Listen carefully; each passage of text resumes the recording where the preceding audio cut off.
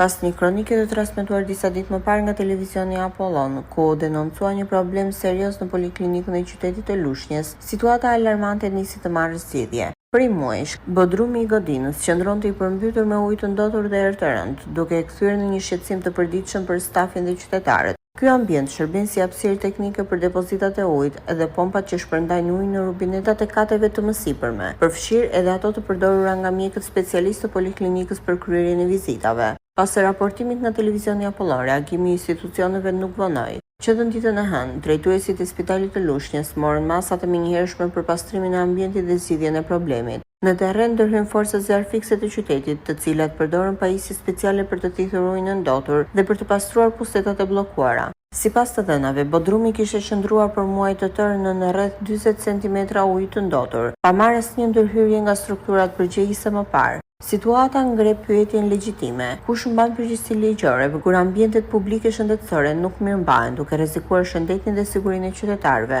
Ky nuk është një rast i izoluar. Situata të tilla janë përsëritur shpesh pa ndëshkime dhe pa përgjegjësinë institucionale. Kamera e televizionit Apollon ishte sërish sot pranë poliklinikës së specialiteteve, duke ndjekur nga afër punën e palodhur të zjarfiksëve, të cilët treguan për kushtim maksimal në menaxhimin e situatës emergjente. Në një prononcim për median, përgjegjësi i sektorit mbështetës, zoti Julian Sharka, deklaroi se punimet për zbrazjen e ujit dhe zhbllokimin e pusetave u realizuan me sukses dhe se ambienti do të mbahet në vëzhgim të vazhdueshëm për të parandaluar raste të ngjashme në të ardhmen. Qytetarët meritojnë shërbim dinjitoz dhe ambiente të pastra, veçanërisht në institucionet shëndetësore.